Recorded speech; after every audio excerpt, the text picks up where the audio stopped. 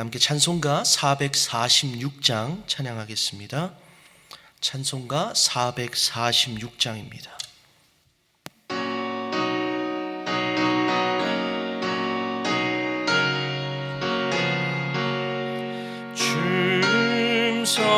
충성에는 참 기쁨 없도다.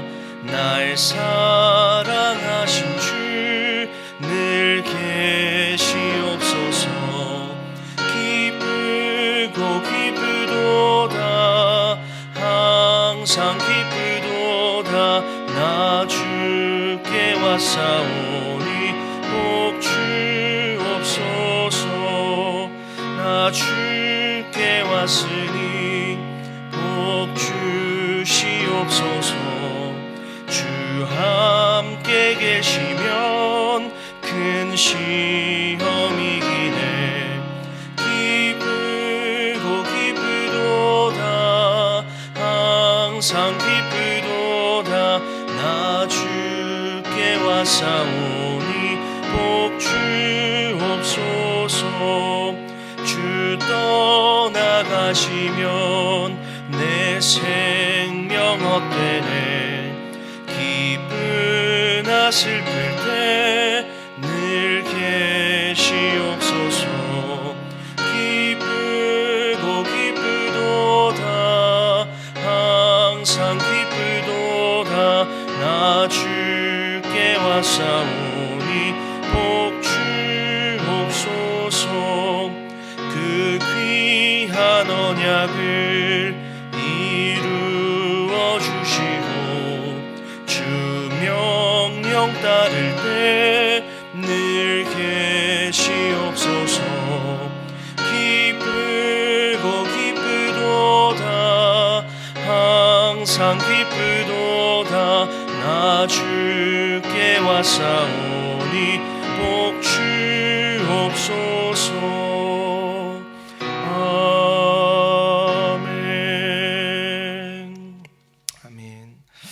함께 나누실 하나님의 말씀은 디모데후서 2장 20절과 21절 말씀입니다. 디모데후서 2장 20절과 21절 말씀입니다. 우리 함께 말씀을 봉독하겠습니다.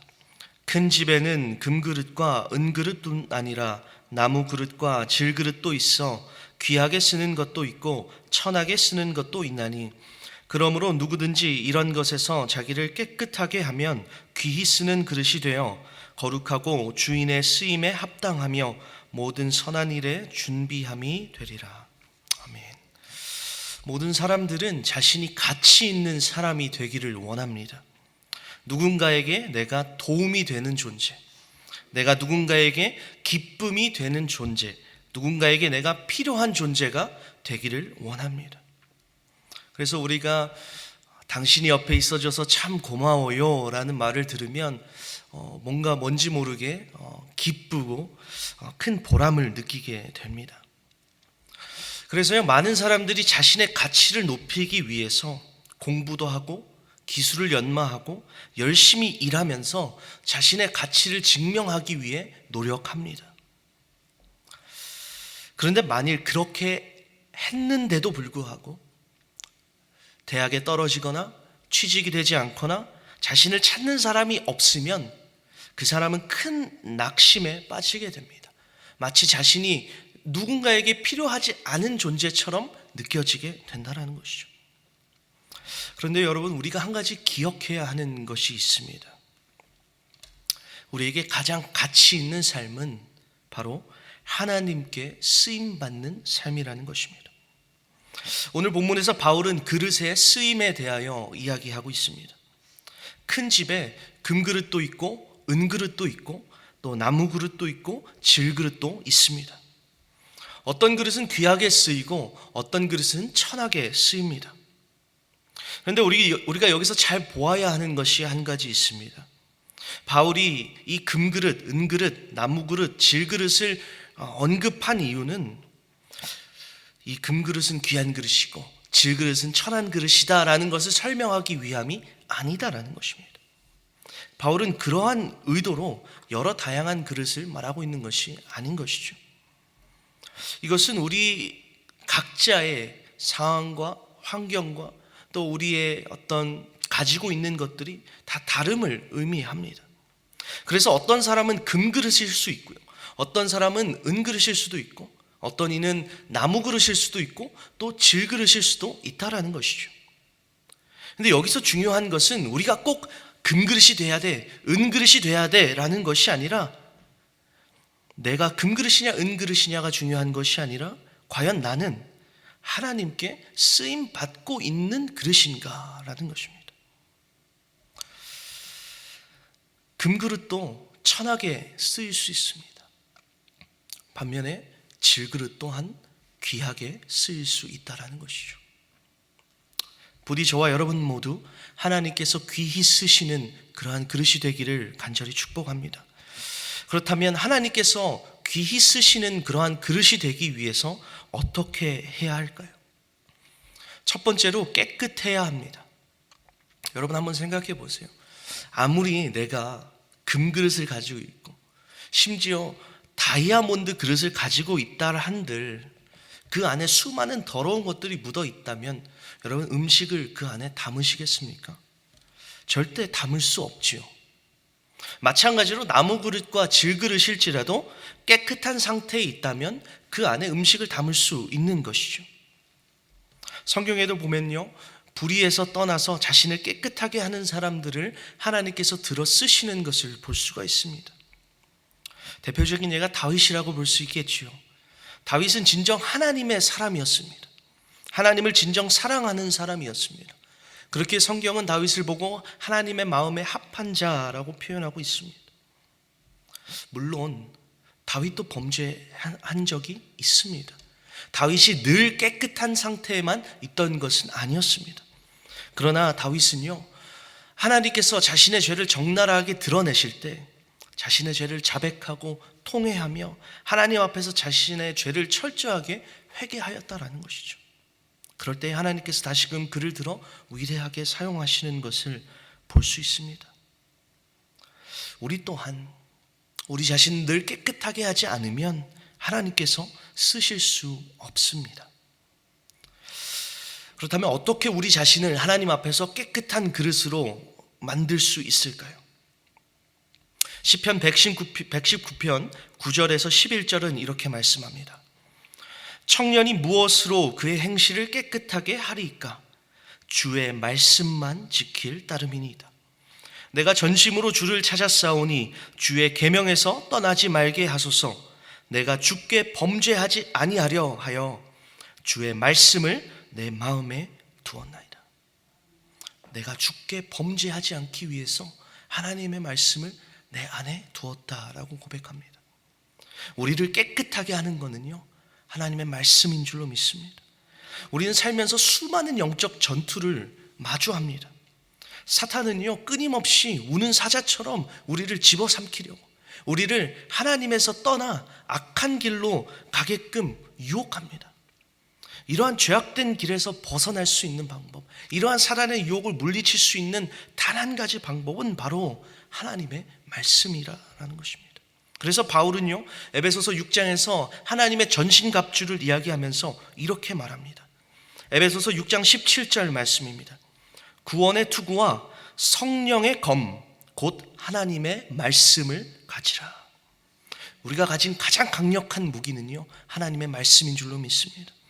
그렇게 우리는 그 진리에, 하나님의 그 진리의 말씀 앞에서 우리 자신은 늘 비추며 과연 나의 삶이 하나님의 말씀 앞에서 온전한가?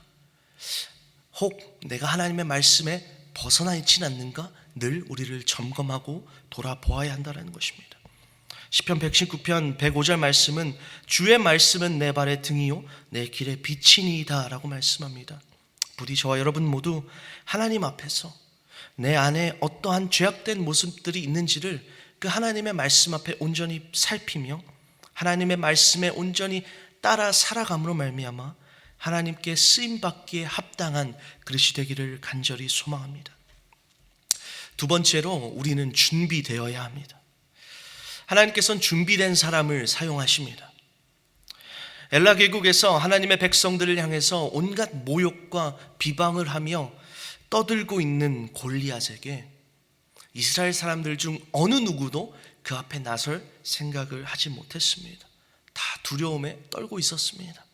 그때 누가 나섭니까? 어린 다윗.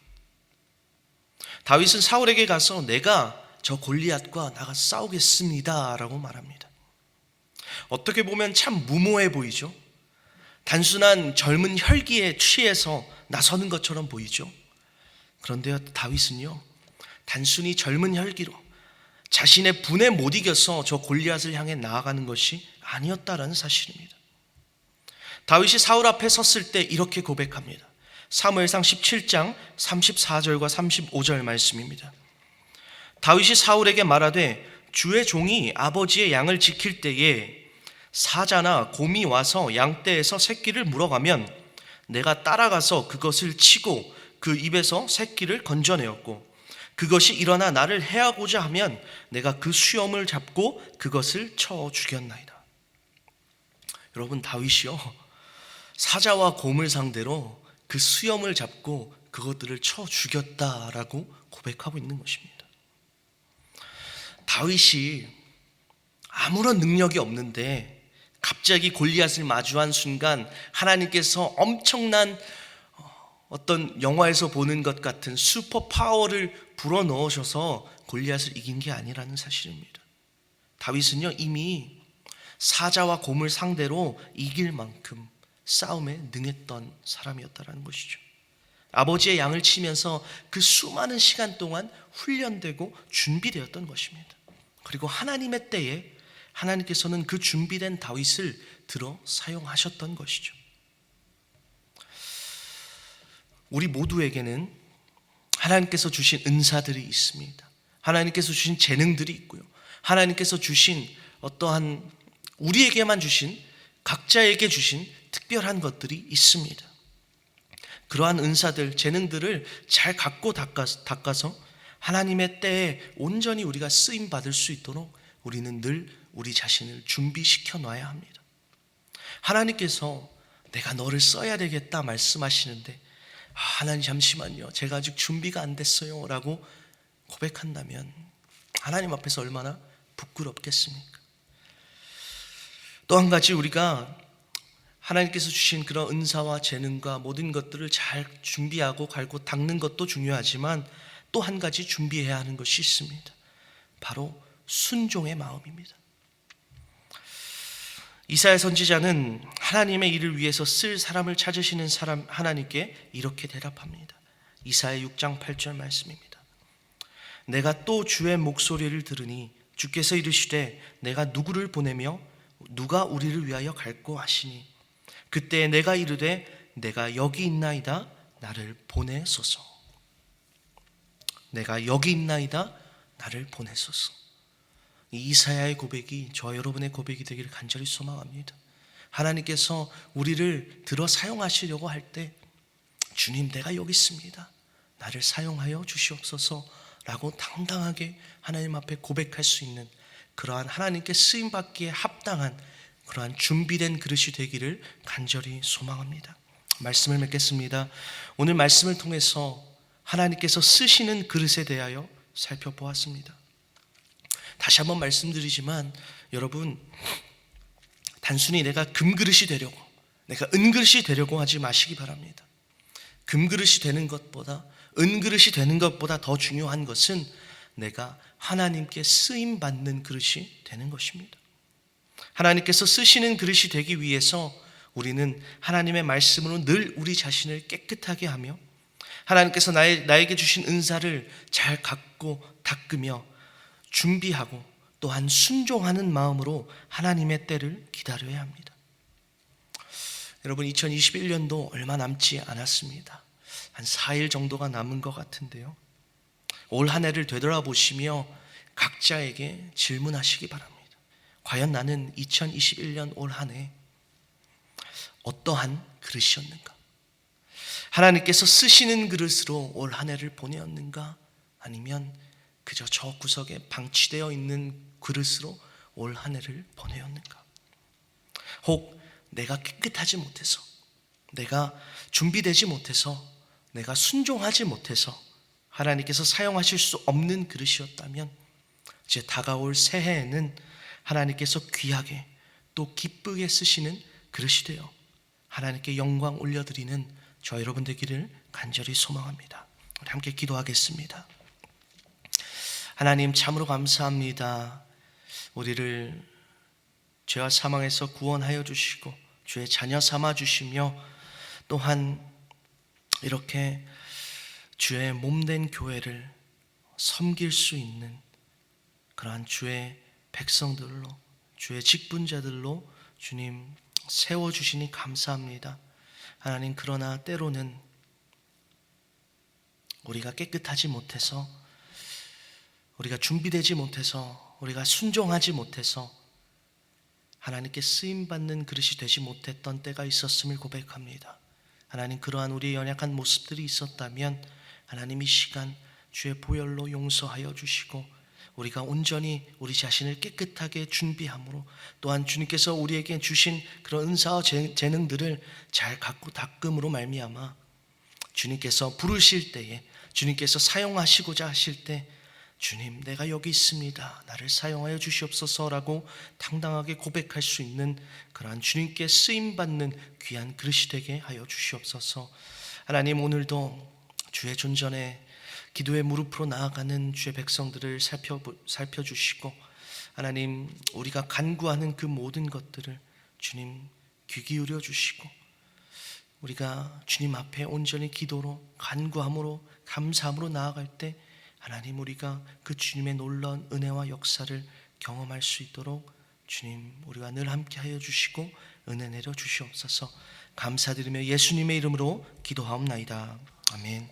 하늘에 계신 우리 아버지여, 이름이 거룩히 여김을 받으시오며 나라의 임하옵시며 뜻이 하늘에서 이룬 것 같이 땅에서도 이루어지이다. 오늘날 우리에게 일용할 양식을 주옵시고 우리가 우리에게 죄 지은 자를 사하여 준 것 같이 우리 죄를 사하여 주옵시고 우리를 시험에 들게 하지 마옵시고 다만 악에서 구하옵소서.